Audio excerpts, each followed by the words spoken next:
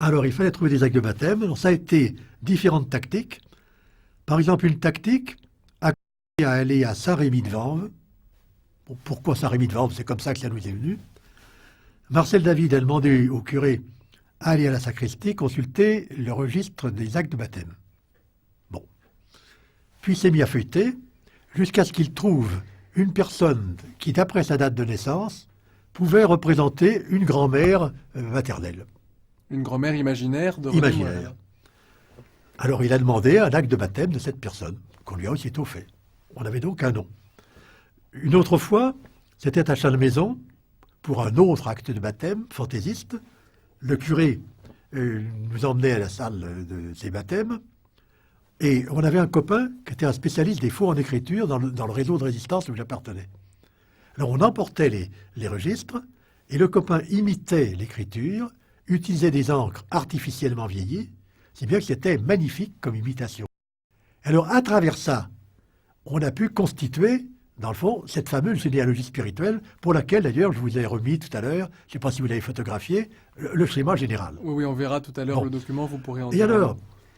à partir de ça, il y avait un problème, comment communiquer à René Moirel, qui était dans Drancy, ses faux grands-parents, ou ses faux arrière-grands-parents, etc., et les lieux de baptême. On va venir à cette question. Avant cela, vous avez dit donc que lorsque vous avez prévenu Marcel David, il est venu à Paris, que ensuite vous vous déplaciez avec lui pour aller en quête de ces faux actes de baptême. C'était quand même très dangereux de se déplacer comme ça avec quelqu'un qui était juif, qui était menacé. Il avait de faux papiers. Vous-même, vous étiez résistant. Oui. Est-ce que vous aviez l'un et l'autre conscience du danger ou est-ce que vous faisiez ça de manière relativement insouciante? C'était une certaine conscience du danger. Lui, si vous voulez, un souci extrême de libérer sa fiancée. Et il doit dire que dans le fond, en tant que juif, il n'a pas pu avoir la médaille des justes. Mais à mon avis, il l'aurait mérité peut-être encore plus que moi. Oui. Donc, il y avait ça de ce côté. De mon côté, je dois dire que dans le fond, il y avait une très large insouciance. Dans le fond, je reviens toujours à mon ami Paul Ricoeur, le philosophe qui est mort il n'y a pas très longtemps, quand il a fait un article dans l'Esprit sur les justes, et il dit dans le fond, il y a une bonté élémentaire chez tout homme, et qui est plus importante que le mal. Et je crois que c'est dans le fond cette espèce de bonté fondamentale qui vous pousse. Et René Moirel était une amie, une camarade de faculté. Elle était aux équipes sociales comme moi. On sortait le dimanche ensemble, on allait au spectacle ensemble, etc. C'était une petite sœur pour moi. Donc il y avait quelque chose d'absolument naturel à prendre les risques. Il n'y avait pas à avoir la trouille. Non, il y avait des précautions à prendre, bien sûr, mais il y avait avant tout cette espèce d'impulsion fondamentale. J'aime René Moirel comme ma petite sœur. Donc, je dois prendre des risques et tout faire pour la sortir. Et comment se comportaient les prêtres chez qui vous alliez pour obtenir les certificats de baptême? Alors, certains, l'abbé Mélardet, l'accord total, d'autres le doute. Qu'est-ce que c'est que ces types? Et ainsi, quand on avait donc les registres de l'abbé Mélardet, on avait marqué dans les blancs les faux actes de baptême, il fallait se dire, mais à l'archevêché, à Meaux, et à le double, si des vérifications sont faux, on va découvrir que nous avons fait des faux. Alors nous avons pris la décision d'aller à l'archevêché, de demander à voir les doubles, et puis de faire la substitution. On mettrait ce qui était à Chalmaison, et on remporterait, et on ferait refaire les faux, on remettrait à Chalmaison ensuite les doubles qui provenaient de l'archevêché. Alors nous nous sommes présentés, Marcel David et moi, à Meaux, comme du commissariat aux questions juives. Le curé qui nous a reçus nous a dit, messieurs, c'est mal ce que vous faites, etc.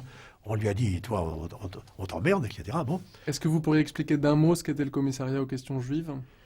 C'était le commissariat qui étudiait tous les problèmes des juifs arrêtés ou en instance d'arrestation, qui vérifiait que les gens n'étaient pas juifs, etc., et qui étaient rue des Petits Pères à Paris. Et qui par nature était une institution antisémite. Une institution antisémite tenue par... Oui.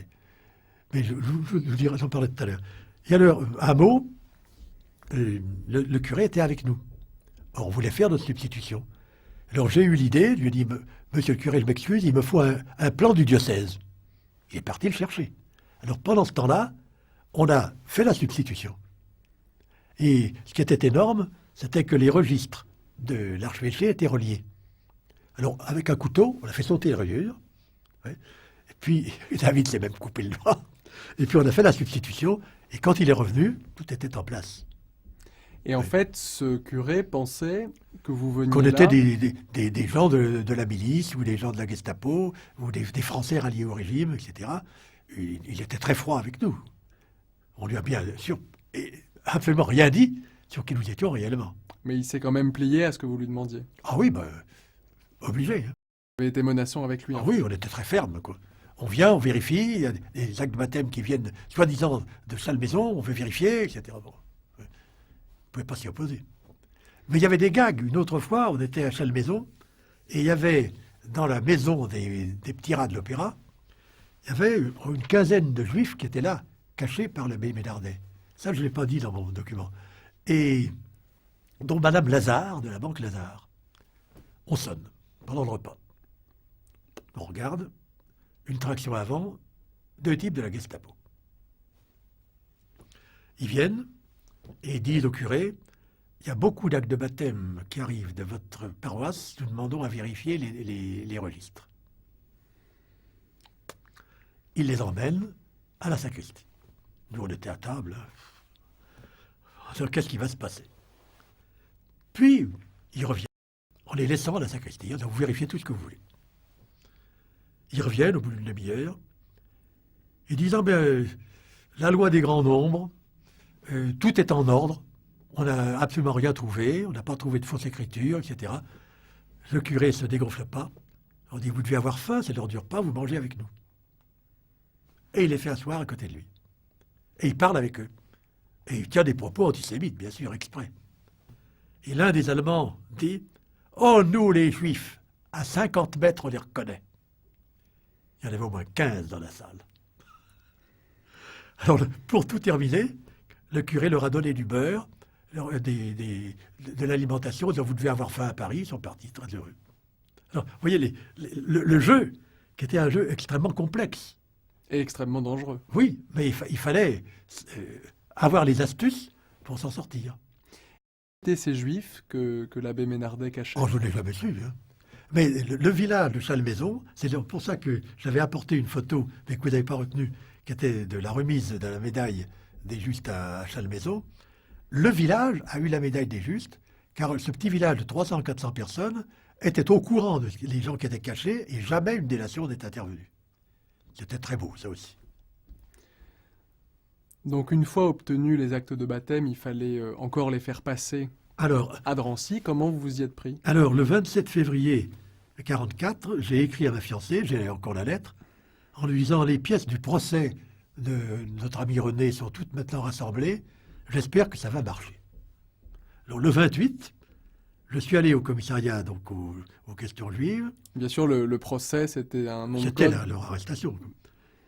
Ambiance extrêmement pénible.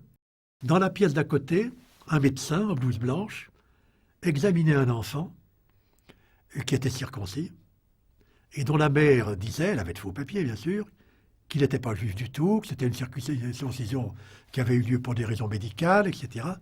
Et le médecin, pour vérifier qu'il était non juif, prenait des mesures du crâne de l'enfant en disant les Ariens ont une forme particulière du crâne, je vais vérifier, et les Juifs une autre, je vais donc vérifier madame pour vous confondre et prouver qu'il est juif vu la forme de son crâne. Alors vous imaginez l'ambiance. C'était la pseudo-science nazie. C'était horrible.